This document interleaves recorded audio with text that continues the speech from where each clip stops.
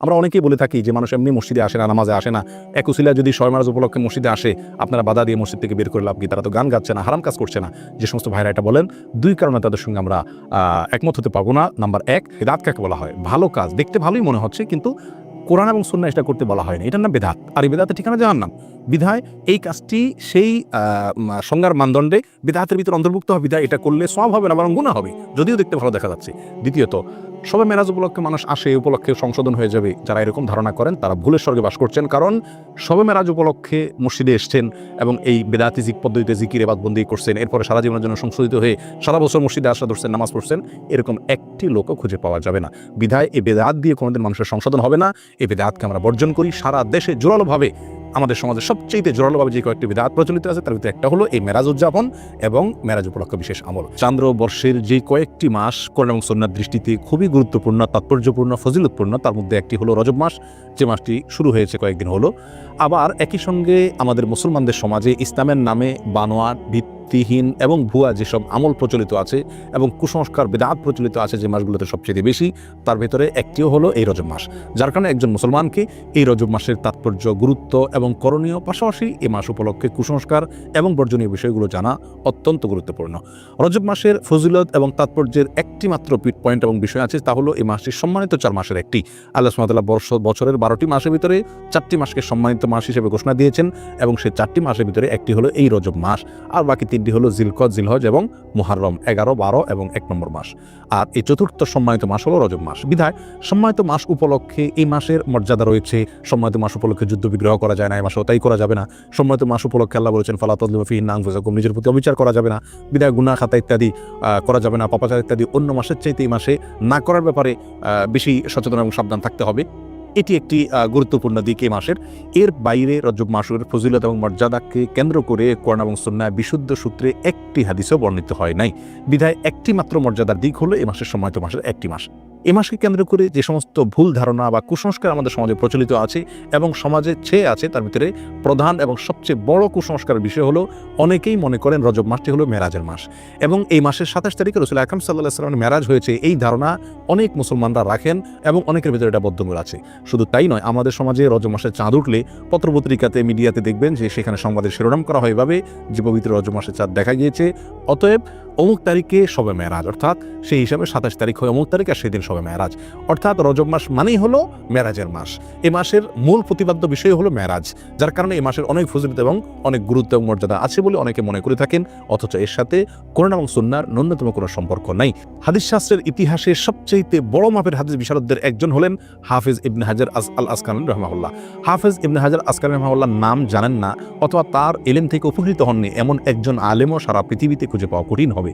সেই হাফেজ ইবনে হাজার আল আসকালানী রাহিমাহুল্লাহ বলেছেন যে ওয়াযাকারা বাযুল কুসসা আছে, কোনো কাহিনী রিসাইটার, কোনো গল্পবাজ বক্তা তারা মানুষদেরকে বলে বা গল্পবাজ লেখক তারা মানুষদেরকে জানায় যে নবী রাসূলুল্লাহ সাল্লাল্লাহু আলাইহি ওয়াসাল্লামের মেরাজের ঘটনা নাকি রজব মাসে হয়েছে এবং রজব মাসের 27 তারিখে হয়েছে।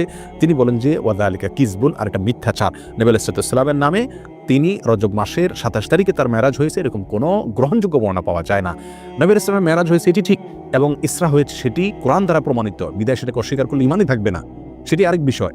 কিন্তু রজব মাসে হয়েছে এবং রজব মাসের 27 তারিখে হয়েছে, এর কোনো ভিত্তি, গ্রহণযোগ্য কোনো ভিত্তি কোরআন অথবা সহিহ সুন্নাহর কোথাও পাওয়া যায় না। নবী আলাইহিস সালামের মেরাজটা ঠিক কোন মাসে হয়েছে, কোন দিনে হয়েছে, কোন সময় হয়েছে, এই প্রসঙ্গে ইমাম ইবনে তাইমিয়া রাহিমাহুল্লাহ বলেছেন যে বিশুদ্ধ কোনো বর্ণনা দ্বারা কোনো মাসের কথা নিশ্চিতভাবে জানা যায় না, কোনো দিনের কথা জানা যায় না, কোনো সময়ের কথা, তারিখের কথা জানা যায় না যে অমুক তারিখে অমুক দিনে অমুক মাসে নবী সাল্লাল্লাহু মেরাজ হয়েছে এটি নিশ্চিত, কিন্তু তার তারিখটা সংরক্ষিত নয় এবং এ বিষয়ে যতগুলো বর্ণনা পাওয়া যায় তার কোনোটি গ্রহণযোগ্য নয়। বিধায় এই মাসকে মেরাজের মাস এবং এই মাসের 27 তারিখে শবে মেরাজ এর রাত মনে করে সে রাতে বিশেষ কোনো আমল করা, এই রাতকে বিশেষ কোনো পদ্ধতিতে উদযাপন করা, এটি হলো রজব মাসের সবচেয়ে বড় বিদআত, যার সঙ্গে ইসলামী শরিয়ার কোনো সম্পর্ক নাই। সম্মানিত ভাই বন্ধুগণ, আমরা সেই আমলটাই করব সওয়াবের উদ্দেশ্যে যে আমলটি কোরআনে অথবা নবী আলাইহিস সালামের হাদিসে বর্ণিত হয়েছে।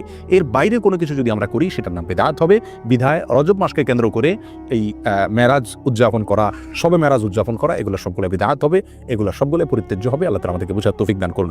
সম্মানিত ভাইরা, যদি আমরা ধরেও নেই যে রজব মাসেই এবং রজব মাসের 27 তারিখে নবী আলাইহিস সালামের মেরাজ হয়েছে, তারপরও একটা কথা থেকে যায়, তা হলো নবী আলাইহিস সালামের মেরাজ হয়েছে মক্কায় এবং মক্কার শুরুর দিকে। তিনি এই মেরাজের ঘটনার পরে মক্কায় দীর্ঘদিন ছিলেন, মদিনায় দীর্ঘদিন ছিলেন, তার মৃত্যুর মৃত্যুর পরে তার সাহাবা ইকরাম দীর্ঘদিন ছিলেন। এই দীর্ঘ ইতিহাসের কখনো সাহাবা ইকরামের কেউ অথবা নবী আলাইহিস সালাম স্বয়ং নিজে কখনো এই মেরাজ উপলক্ষে কোনো প্রকার আমল, রাত্রি যাপন, দিনের রোজা বা কোনোভাবে এটাকে উদযাপন করা, আলোচনা পর্যালোচনা করা বা এই ধরনের কোনো কর্মসূচি তিনি দিয়েছেন বা পালন করেছেন, এরকম কোনো কথা কোনো হাদিস থেকে পাওয়া যায় না বিশুদ্ধভাবে। অতএব এই আমলটি আমরা যারা করে থাকি রজব মাসকে কেন্দ্র করে শবে মেরাজের উদযাপনের আমল, এটি সম্পূর্ণভাবে বিদআত এবং পরিত্যাজ্য। আল্লাহ সুবহানাহু ওয়া তাআলা আমাদেরকে বোঝার তৌফিক দান করুন। এর সাথে ইসলামের শরিয়ার কোনো প্রকার সম্পর্ক নেই। রজব মাসকে কেন্দ্র করে দ্বিতীয় যে আমলটি প্রচলিত আছে আমাদের সমাজে, সেটা হলো সালাতুর রাগায়েব। এই আমলটিরও কোনো গ্রহণযোগ্য ভিত্তিক কোন সহিহ সুন্নাহ পাওয়া যায় না। এই আমলটি বিদআত এবং কুসংস্কারের অন্তর্ভুক্ত। অনেকেই বর্ণনা করে থাকে একটা হাদিসটি বর্ণনা করেছেন আনাস রাদিয়াল্লাহু তাআলা আনহু, যে রাসূল আকরাম সাল্লাল্লাহু আলাইহি ওয়াসাল্লাম নাকি বলেছেন যে কোনো ব্যক্তি যদি রজব মাসের প্রথম বৃহস্পতিবার দিবাগত রাতে 12 রাকাত নামাজ পড়ে, নফল নামাজ, এবং সেটা মাগরিব এশার মাঝখানে 2 রাকাত করে পড়ে, প্রথম রাকাতে সূরা ফাতিহা, এরপরে 3 বার সূরা ইন্না আনজালনা ফি লাইলাতুল কদর, এরপরে 10 বার সূরা কুল হুয়াল্লাহ, সিজদাতে বিশেষ সংখ্যক তাসবিহ এবং এরপরে বিশেষ সংখ্যক দুরূদ রাসূলের প্রতি, এগুলো যে কেউ করে তার জীবনের সব গুনাহ মাফ করে দেওয়া হবে ইত্যাদি ইত্যাদি। এটাকে সালাতুর রাগায়েব বলা হয়। প্রিয় বন্ধুগণ, এই সালাতুর রাগায়েব সম্পর্কিত এই যে হাদিসটি পেশ করা হয়ে থাকে, এটি নবী আলাইহিস সালামের কোনো হাদিসের কিতাব থেকে খুঁজে পাওয়া যায় না। এই সম্পর্কে মুহাদ্দিসিন ইকরাম একেবারে সুস্পষ্ট মন্তব্য করেছেন যে এটি জাল এবং ভিত্তিহীন।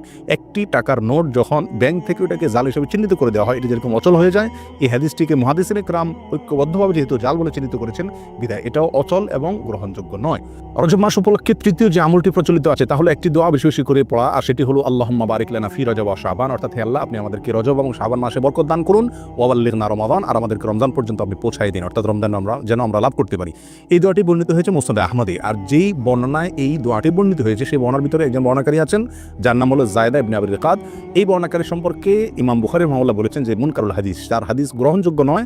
আর ইমাম নাসাই রাহিমাহুল্লাহ বলেছেন যে তাকে আমি চিনি না, অন্য এক কিতাবে তিনি বলেছেন সে মুনকারুল হাদিস। এবং ইবনে হিব্বান রাহিমাহুল্লাহ তার সম্পর্কে মন্তব্য করেছেন যে এই লোকের বর্ণিত কোনো হাদিস গ্রহণযোগ্য নয়। অতএব সমস্ত মন্তব্যের ভিত্তিতে এই হাদিসকেও বলা যায় এটি বিশুদ্ধ নয়। তবে যেহেতু এই দোয়ার অর্থের ভিতরে কোনো মন্দ দিক নেই, খারাপ দিক নেই, অতএব কেউ এটাকে সাধারণভাবে যদি পড়ে তাতে তেমন কোনো দোষণীয় বিষয় এটাকে বলা যাবে না। কিন্তু এটাকে নবী আলাইহিস সালামের দিকে সম্বন্ধ করা এটা বিশুদ্ধ নয়। চতুর্থত যে আমলটি রজবকে কেন্দ্র করে প্রচলিত, সেটা হলো এই মাস উপলক্ষে বিশেষ কোনো পশু জবাই করে অনেকে সওয়াব মনে করেন। এটি মূলত আইয়ামে জাহিলিয়াতে, ইসলাম পূর্ব যুগে প্রচলিত ছিল, যেটাকে আতিরা বলা হয়। তারা রজব মাসে বিশেষ পশু জবাই করতো, যেমন আমরা কোরবানির মাসে জিলহজ মাসে কোরবানি করে থাকি, এবং এটাকে খুব সওয়াবের কাজ মনে করতো, খুব ভালো কাজ মনে করতো। ইসলাম তাদের সেই প্রথাকে সম্পূর্ণভাবে রহিত করেছে, বিলুপ্ত করেছে। এই সম্পর্কে বহু বিশুদ্ধ হাদিস বর্ণিত আছে। বিধায় রজব মাস উপলক্ষে বিশেষ কোনো পশু জবাই করা এটাকে সওয়াবের কাজ মনে করা যাবে না। অন্য মাসে জবাই করেন সেসব এই মাসেও করেন, সেটা ভিন্ন বিষয়, কিন্তু সওয়াবের অংশ হিসাবে এই মাসে কোনো পশু জবাই করা যাবে না। রজব মাস উপলক্ষে 5 নম্বর যে আমলটি প্রচলিত আছে অথচ তার কোনো গ্রহণযোগ্য ভিত্তি ইসলামী শরীয়তে নাই, তা হলো এই মাসে বেশি বেশি নফল রোজা রাখা এবং ইতিকাফ করা। অনেকেই এটাকে খুব সওয়াবের কাজ মনে করেন যে রজব মাসে বেশি বেশি করে নফল রোজা রাখতে হবে। আর মজার বিষয় হলো বহু হাদিস বর্ণিত আছে এই রজব মাসে নফল রোজা রাখার বিষয়, তার একটিও বিশুদ্ধতার মানদণ্ডে উত্তীর্ণ নয়। একটি মাত্র হাদিস পাওয়া যায় সুনানে আবু দাউদের ভিতরে। এক লোক নবী আলাইহিস সালামের কাছে আসছেন, তার সঙ্গে 1 বছর পরে দেখা করছেন। নবী আলাইহিস সালামকে বললেন, ইয়া রাসূলুল্লাহ, আপনি আমাকে চিনতে পারেননি, আমি তো অমুক। তখন তিনি বললেন, তুমি তো সে মনে হচ্ছে না, অর্থাৎ চেহারা পরিবর্তন হয়ে গেছে তোমার, তুমি এরকম পরিবর্তিত কিভাবে হলে? তখন তিনি বললেন, ইয়া রাসূলুল্লাহ, এই 1 বছরে আমি কখনো দিনের বেলায় খাবার খাইনি, অর্থাৎ আমি রোজা রেখেছি সারা বছর। তখন তিনি বললেন, তুমি নিজেকে এত কষ্ট কেন দিতে গেলে? লোকটি বলে, ইয়া রাসূলুল্লাহ, আমার অনেক শক্তি আছে, আপনি আমাকে নফল রোজার অনুমতি দিন, সুযোগ দিন। তখন নবী ইসলাম বিভিন্ন ফরম্যাটে তাকে রোজা রাখার জন্য বললেন। একটা পর্যায়ে সে বাড়াইতে আরও বাড়াইতে চাইলো, আরও বেশি রোজা রাখতে চাইলো। তখন নবী ইসলাম তাকে বললেন, তুমি সম্মানিত মাসে রাখিও, সম্মানিত মাস চলে গেলে ছেড়ে দিও রোজা, এভাবে করে রাখিও তুমি। অর্থাৎ এই হাদিস থেকে বোঝা যায় রজব মাসে যেহেতু একটা সম্মানিত মাস, সেই হিসাবে এই মাসে রোজা রাখার কথা রাসূল সাল্লাল্লাহু আলাইহি ওয়াসাল্লাম তাকে বলেছেন। এই হাদিসে মূলত তাকে স্পেশালি বলা হয়েছে, এবং সম্মানিত মাস এটা রজবের সাথে খাস নয়, বিধায় রজব মাসে নফল রোজার বিশেষ কোনো ফজিলত আছে এরকম মনে করাটা বিশুদ্ধ নয়। রজব মাসকে কেন্দ্র করে আরেকটি আমল প্রচলিত আছে, তাহলে ওমরা বেশি বেশি করা, বিশেষ করে সৌদি আরবে প্রচলিত আছে, আর শিয়াদের ভিতরে এটা বেশি প্রচলিত আছে। শিয়ারা গোটা রজব মাসকে কেন্দ্র করেই অনেক আনুষ্ঠানিকতা করে থাকে, যার একটা প্রভাব আমাদের সমাজে পড়েছে, কারণ শিয়াদের অনেক প্রভাব এখন আমাদের সমাজে রয়ে গেছে, যার কারণে রজব মাসকে খুব বেশি ঘটা করে আমরা অনেকেই উদযাপন করে থাকি। তার ভিতরে একটি কাজ অনেকেই করে থাকেন, তা হলো বিশেষভাবে ওমরা। মনে করেন যে রজব মাসে ওমরা করলে বেশি সওয়াব হবে, এবং এটাকে ওমরায়ে রজবিয়া বা রজব মাসের ওমরা বলা হয়। অথচ এই সম্পর্কে নবী আলাইহিস সালাম থেকে বিশুদ্ধ কোনো হাদিস পাওয়া যায় না। একটি হাদিস আছে সহিহ বুখারীতে, আব্দুল্লাহ ইবনে ওমর রাদিয়াল্লাহু আনহু বর্ণনা করেছেন। তিনি বলেছেন নবী আলাইহিস সালাম 4টি ওমরা করেছেন, এবং তার একটি ছিল রজব মাসে। তখন আমাদের আয়েশা রাদিয়াল্লাহু তাআলা আনহা তাকে খণ্ডন করে বলেছেন যে নবী আলাইহিস সালামের 4টি ওমরার প্রত্যেকটি ওমরায় তিনি সঙ্গে ছিলেন, তার কোনো ওমরা রজব মাসে ছিল না। অতএব সহিহ বুখারীর এই সুস্পষ্ট হাদিস থেকেও বোঝা গেল রজব মাসে ওমরা করার বিশেষ কোনো ফজিলত নেই, অন্য মাসে কেউ উমরা করে সেই হিসাবে মাসেও করতে পারে। যেমনিভাবে রজব মাসে রোজারও বিশেষ কোনো ফজিলত না, কিন্তু অন্য মাসে কেউ 13, 14, 15 চাঁদের এই তারিখগুলোতে অথবা বৃহস্পতিবার রোজা রাখে, সেই হিসাবে কেউ রোজা যদি রাখে এটা ভিন্ন কথা, কিন্তু রজব হিসাবে যদি কেউ রাখে তাহলে সেটা বিদআত হবে। রজব মাসকে কেন্দ্র করে অনেক জাল এবং ভিত্তিহীন হাদিসও বর্ণিত হয়েছে। তার ভিতরে একটি হলো রজব আল্লাহর মাস, শাবান রাসূলের মাস, আর রমজান হলো তার উম্মতের মাস, এরকম একটা হাদিস অনেকে বর্ণনা করে থাকেন। এই হাদিসকে হাফেজ ইবনে হাজার আসকালানি রাহিমাহুল্লাহ বলেছেন, এই হাদিসের বর্ণনাকারীদের ভিতরে আবু বকর আন-নাক্কাশ নামে একজন বর্ণনাকারী আছেন, যে লোকটি মিথ্যুক এবং রাসূল সাল্লাল্লাহু আলাইহি ওয়াসাল্লাম নামে হাদিস বানানোর ক্ষেত্রে সে বিখ্যাত। আর তার সম্পর্কে অন্যান্য মুহাদ্দিসিন ইকরামের অনেকে আরো অনেক মন্তব্য করেছেন। তার ভিতরে ইমাম সৈয়দ রাহমাতুল্লাহি আলাইহি মুসলিমের ভিতরে ইমাম সালাহ রাহিমাহুল্লাহ মওযুআত নামক কিতাবে তার সম্পর্কে একই মন্তব্য প্রায় করেছেন, বিধায় এটিও জাল এবং ভিত্তিহীন হাদিস। অনেকে রজব মাস সম্পর্কে আরেকটা হাদিস বর্ণনা করে থাকেন, অনেক খুতবাতে অনেক আলোচনাতে আমরা অনেক হয়তো শুনে থাকবো, যে কোরআনের মর্যাদা সকল জিকিরের মধ্যে যেরকম শ্রেষ্ঠ, এরকম সকল মাসের ভিতরে রজব মাসের মর্যাদা শ্রেষ্ঠ। এই হাদিস যারা বর্ণনা করে থাকেন, এই হাদিস প্রসঙ্গেও হাফেজ ইবনে হাজার আসকালানি রাহিমাহুল্লাহ এবং অন্যান্য হাদিস বিশারদ, বিশেষ করে জাল হাদিস বিশেষজ্ঞ উলামা ইকরামের অনেকেই বলেছেন যে হাদিসের বর্ণনাকারীর ভিতরে সিক্তি নামে একজন বর্ণনাকারী আছেন, আর এই বর্ণনাকারী, এই লোকটি জাল হাদিসের বিখ্যাত বর্ণনাকারী, অর্থাৎ রাসূল সাল্লাল্লাহু আলাইহি ওয়াসাল্লাম নামে মিথ্যা হাদিস বর্ণনা করার ক্ষেত্রে তার বিশাল খ্যাতি রয়েছে। এ সম্পর্কে রিজাল শাস্ত্রে একেবারে চিহ্নিত এই লোক, যার কারণে এই বর্ণনাটাও ভিত্তিহীন, জাল এবং বানোয়াট, ভুয়া রাসূল সাল্লাল্লাহু আলাইহি ওয়াসাল্লামের নামে মিথ্যা হাদিস। রজব মাস সম্পর্কে আরেকটি জাল বা ভিত্তিহীন হাদিস আছে, তা হলো রজব মাসে যে ব্যক্তি 3টি রোজা রাখবে আল্লাহ তাআলা তার আমলনামায় 1 মাস রোজার সওয়াব দিবেন, আর যে ব্যক্তি 7টি রোজা রাখবে আল্লাহ তাআলা তার জন্য জাহান্নামের 7টা দরজা বন্ধ করে দিবেন। এরকম একটা হাদিস অনেকে বর্ণনা করে থাকেন, এবং এই হাদিসকে জাল হাদিস সমগ্রের যত বই আছে, জাল হাদিসের কালেকশনের যত বই আছে, তার সমস্ত কিতাবেই এই হাদিসটি স্থান পেয়েছে। ইবনুল জাওজি রাহিমাহুল্লাহ আল মাওযুআত কিতাবে, সৈয়দ রাহমাতুল্লাহি তাআলা আল মুসনাদ কিতাবে, শাওকানি রাহিমাহুল্লাহ ফাওয়াইদুল মুজমুআ কিতাবে, এবং তাবয়িনুল আজাব কিতাবে ইবনে হাজার আসকালানি রাহিমাহুল্লাহ, এভাবে সমস্ত প্রায় জাল হাদিসের যে কিতাবগুলো আছে সেগুলোতে এই হাদিসটা স্থান পাইছে, অর্থাৎ এই হাদিসটি জাল এবং ভিত্তিহীন। এভাবে রজব মাসকে কেন্দ্র করে আরো অনেক জাল, ভুয়া এবং ভিত্তিহীন হাদিস আমাদের সমাজে প্রচলিত আছে। তার ভিতরে আরেকটা হলো, যে ব্যক্তি রজব মাসে রোজা রাখবে এবং 4 রাকাত নামাজ পড়বে, আল্লাহ সুবহানাহু ওয়া তাআলা জান্নাতে তার জন্য যে আসন রেখেছেন, তার যে মাকাম হবে, সেটা না দেখে তার মৃত্যু হবে না, অর্থাৎ দেখে তারপর মৃত্যু হবে। এই হাদিসটাও জাল এবং ভিত্তিহীন, বানোয়াট, এর সঙ্গে ইসলামী শরীয়তের কোনো সম্পর্ক নাই। ইমাম শাওকানি রাহিমাহুল্লাহ আল ফাওয়াইদুল মুজমুআ কিতাবে এই হাদিসকে জাল বলে চিহ্নিত করেছেন, ইবনুল কাইয়িম আল জাওজি রাহিমাহুল্লাহ মাওযুআত কিতাবে এটাকে জাল বলে চিহ্নিত করেছেন, এবং অন্যান্য কিতাবও চিহ্নিত হয়েছে, এটাও জাল এবং ভিত্তিহীন। সম্মানিত ভাই বন্ধুগণ, রজবকে কেন্দ্র করে আরও একটি ভুয়া আমল ইদানিং আমাদের সমাজে প্রচলিত বেশ কয়েক বছর থেকে দেখা যায়, এবং সামাজিক যোগাযোগের মাধ্যমে খুব বেশি প্রচলিত দেখা যায়। তাহলে অনেকে বলে থাকেন, অনেকে মেসেজ পাঠিয়ে থাকেন, ইনবক্স করে থাকেন যে রমজান অমুক তারিখে হবে, এই সংবাদ যদি আপনি এতজন লোককে দেন তাহলে আপনার জন্য জান্নাত ওয়াজিব হবে, ইত্যাদি ইত্যাদি। এটি আমাদের মূর্খতার একটা বড় প্রমাণ। আমরা কোরআন সুন্নাহ থেকে যে কত দূরে সরে গেছি, যে কোনো কথা, মুখরোচক কথা শুনলে আমরা সেটাকে গিলে খাচ্ছি ইসলামের নামে, এটার একটা বড় প্রমাণ হলো এই ঘটনাকে আমরা অনেকেই খুব গুরুত্বের সাথে দেখি, এবং এই মেসেজকে আমরা অনেকে চালাচালি করে থাকি। প্রিয় বন্ধুগণ, রমজানের সংবাদ কাউকে দিলে তার জন্য কোনো ফজিলতের কথা, কোনো মর্যাদার কথা, কোনো সুন্নাহর কথাও বলা হয়নি। যারা এই মেসেজকে প্রচার করেন তারা আল্লাহ এবং তার রাসূলের নামে মিথ্যাচার করছেন, আর যারা মিথ্যাচার করছেন নবী সাল্লাল্লাহু আলাইহি ওয়াসাল্লাম বলছেন তাদের ঠিকানা জাহান্নাম। বিধায় এই ধরনের মেসেজকে আমরা ফরওয়ার্ড করব না এবং এগুলোকে ইগনোর করব, এর সাথে ইসলাম শরীয়তের কোনো সম্পর্ক নাই।